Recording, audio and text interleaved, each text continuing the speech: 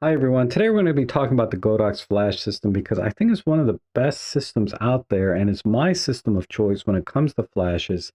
And I'm going to share with you my experience with them over the years and also give you an overview of the different kinds of flashes that they offer, the different capabilities and features, and hopefully that'll give you a better idea of which flash is right for you, whether it's your first flash or you're building out your flash system. Because flashes are just kind of like lenses in photography. There's no one flash that can do it all, right?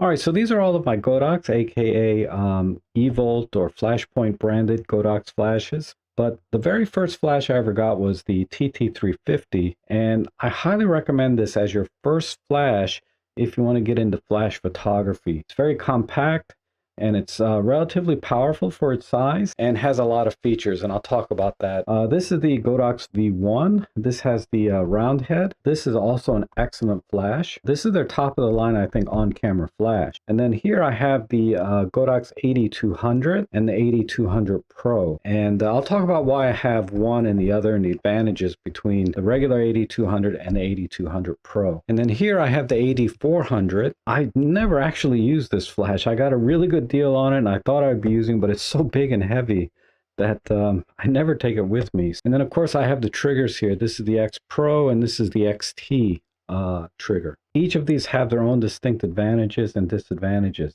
All right, so let's start with the TT350. Now, if you're just getting into flash photography, this is the flash I recommend you start with in the Godox system because it's very compact and lightweight, so you're going to take it with you everywhere. This actually fits in my shirt pocket and it fits in your bag no problem. And I still use this today a lot, and I take it with me everywhere. Of course, it has a lot of features, and it's pretty bright. I mean, it's pretty powerful for its size. Of course, it'll rotate, and tilt in any direction, so you can do bounce flash. It'll even rotate backwards. It has the little white card and diffuser in here, so you can get a little catch light and throw a little light forward if you need to. And it also comes with this diffuser that you can put on top, which is also great. But the greatest feature of this flash, I mean, it does everything, right? Is that it also has a built-in transmitter and receiver. So this is also a radio trigger. You can control any of these other flashes with the TT350.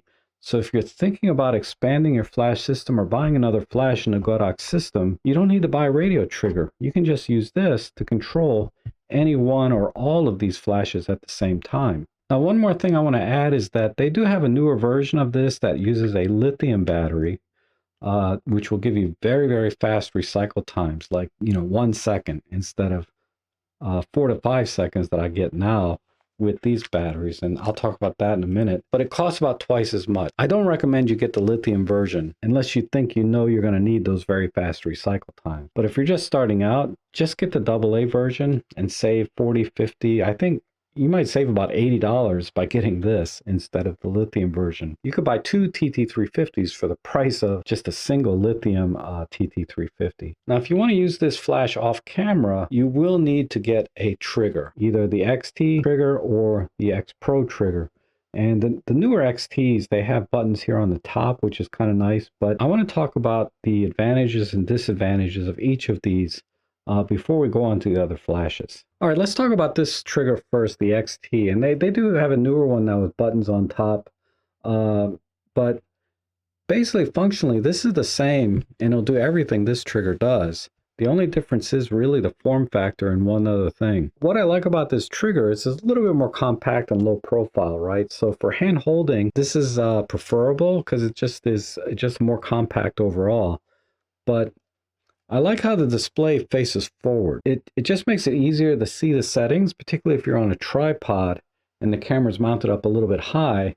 You have a good line of sight to the display, so it's easier to read in that sense. And also this has a little hot shoe on top. Now this is a single pin dumb hot shoe, so you can put any flash on here, Nikon, Canon, whatever, and set that flash manually, and it'll fire at the same time as all your other flashes that are being controlled by the trigger. However, if you put a Godox flash on it that has a receiver capability, and most of them do, this trigger will control this flash and ignore the dumb trigger down here. If I want to use this straight on camera like this, for whatever reason, there's reasons, it's a great fill flash, or even as a key light, you can have the flash right on top of the camera at the same time as the trigger, and the trigger is controlling all the flashes, including the one on top. But the caveat to that is whatever the last setting you set on the flash or the trigger is going to be what takes precedence. So what I mean is, if I set the flash power here to half power, it's going to fire at half power.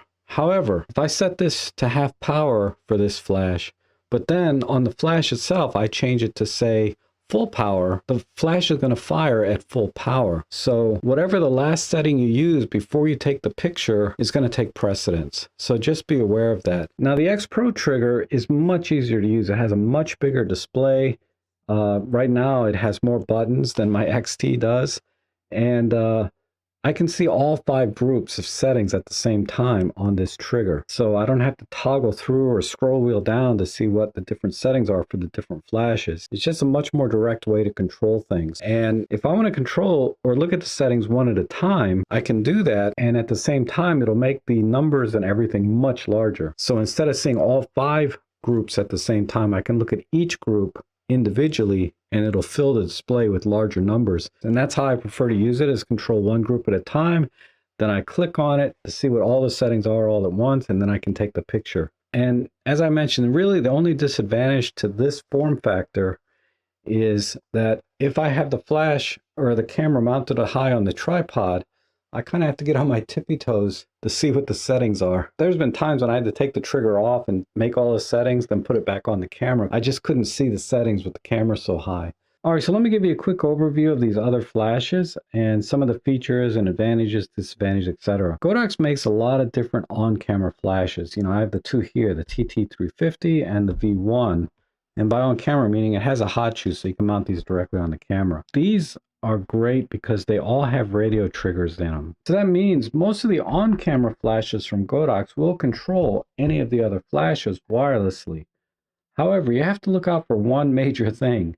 Is the flash, the on-camera flash, TTL compatible? And in fact, are all the flashes TTL compatible? What TTL is basically the camera will work with the flash to figure out the correct exposure and light output from the flash to take the picture. And there's certainly a place for that in photography. For me personally, it's not a big deal. I work 99% of the time in full manual mode. But that said, it's nice to have the option of TTL, especially at events and things where lighting is changing constantly and you're moving around and you don't have time to dial in the correct exposure or light output from your flashes. So you're going to be working in TTL a lot. And you need to make sure that your flashes are TTL compatible. If your flash is full manual, and this flash, for example, is TTL, this flash is only going to be able to control this flash manually. It's not going to be able to say, okay, I'll dial in full power here, but I want this to be TTL. If your flash is manual, it's going to make anything it controls manual mode as well. So for example, the Godox V850 Mark III is a full manual flash. It can control all the other flashes, but it's going to control everything manually. So you'd have to dial in half power here, quarter power here, 1/8 power here, etc. Versus this Godox V1 is TTL compatible. And I can say, okay, just run everything in full TTL. I'm not going to worry about dialing in the exposure for each flash.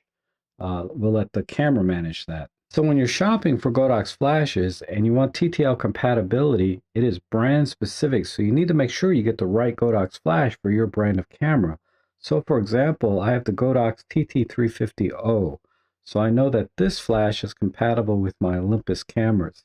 If it said TT350N, that would be for the Nikon cameras, and it would not work on my Olympus cameras. And this applies to any of the on-camera flashes that have transmitters in them, and the triggers as well. You want to make sure you get the correct trigger for your brand of camera. However, the 8200s, the Pro, the 8400s, and 8600s, the off-camera flashes that have receivers only, are also TTL compatible, but they are not brand specific. The TTL is controlled by the transmitter, the trigger. It's not in the flash itself. And hence, they do need to be TTL compatible, but they're not TTL brand specific. So I can use this 8200 with any camera if I have the right trigger. So if I had a Nikon trigger and a Nikon camera, I could use this flash. And then the next day, I could take out my Olympus trigger and use the same flash with my Olympus cameras. But that's not true with the on-camera flashes with triggers in them. Now, another key difference between the Godox flashes is some of them have the rectangular Fresnel heads and other ones have the round heads. And there's two key advantages to the round head over, say, the Fresnel head. And they're really not a big deal for most people, but let's talk about those. The first one being is that the light fall off in the light pattern it's circular, obviously, but the light fall off is very smooth, a nice gradient. Versus the Fresnel head, along the edges of the light output, sometimes you get streaks and shadows and uneven lighting. It's just the nature of, how it's mounted. The lens is mounted in the unit. And that, for me, has been a problem, particularly with real estate photography or when I'm taking pictures of large spaces. I'll get streaks along the walls and things, which is very, very hard to fix. So professionally speaking, the square heads don't work for me. Now, probably for 99% of the people, that's not a problem because you're usually not that far away. You're not taking pictures of huge spaces like I do. So maybe you don't need to worry about that. But the round head has one other advantage, and this is a minor one, but it's nice, is you can get these magnetic accessories for them that just work natively with the flash. Now, this is my favorite one, and I'll talk about this more in another video. This will fit this flash. This will fit the round head on my 8200 Pro. And I actually, you can get this separately for about $7. That may be the best way to go. Or you can buy the flash together with the kit, and it's about $60 for the whole kit. And actually, I have it here. That's how I got mine as a kit. You get these gels, you get a snoot, you get barn doors, grid, etc. They're actually quite handy and they work well. And I've used them for my own personal stuff, and they work great. But if you only need one or want to get one, this is the one to get. So those are the two advantages of the round head. Here I have the 8200 and the 8200 Pro. Functionally and light output, they're identical. But ergonomically, this one is, you can see the buttons are not flush with the front of the face here and where the display is. Whereas on the 8200, they are completely flush because there's a little bit of a lip here to protect the buttons. So protect them from what? Well, when I do my architectural real estate photography, sometimes I set the flash on the floor or I set the flash on top of a cabinet.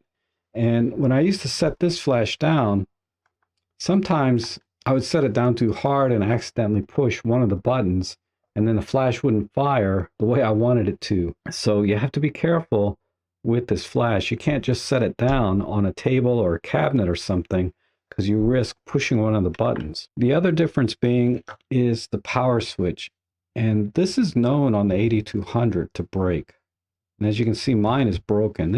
I broke this sometime this year. I've gone about 3 years with no problems, and then this year it broke. This is a known problem. Now I can still use the flash. I just use a toothpick to kind of turn the flash on. So every time I put the battery in now, the flash is on. So that's why there's no battery in here. It's not a big deal, but it is, right? Yeah, this one costs, I forget how much more the 8200 Pro is, 50, $100, something like that. I think for the power switch alone, it might be worth it just to get the Pro. And then this lip here is just a nice little advantage. And then finally, there's the 8400 Pro. And this thing is just heavy and big. And this is great for outdoors. Honestly, if you're going to carry something this big, I think I would skip this and get the 8600. It's only a little bigger than this flash and has another half stop of power, which is pretty significant when you're talking about flash output. I bought this because I got a good deal on it, but I never use it because it's just so big. But I would recommend skipping this and getting the 8600. But don't get the AD600 Pro. They have a Pro version and a regular version just like this. The only difference between the Pro and the regular AD600 is really just the handle. But everything else is pretty much identical. So you can save about 300 bucks if you get the regular AD600 versus the AD600 Pro. All right, so stay tuned, subscribe, hit the bell button because I'll be doing more videos on these flashes in the future. But they'll be more tutorial based rather than sort of like this overview. Teach you how to use these flashes. And I already have one on the TT350 and this XT trigger.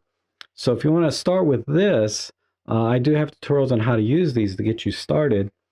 So check that out. And I have my affiliate links down below, of course, if you want to buy these or any of these flashes. But I'll be doing, my next video will probably be on this flash, the V1, which is very similar to the V860 from Godox. So if you have that flash or this flash, I'm going to show you how to use it.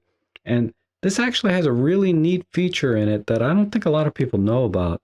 And it's helped me out a few times on my exposures when I'm doing flash photography. So I'll be sharing that in my next video. So thanks for watching. I hope you found this helpful. If so, maybe consider buying me a coffee or making a small donation so I can continue to make these videos for you. But I appreciate you watching and I hope to see you again soon.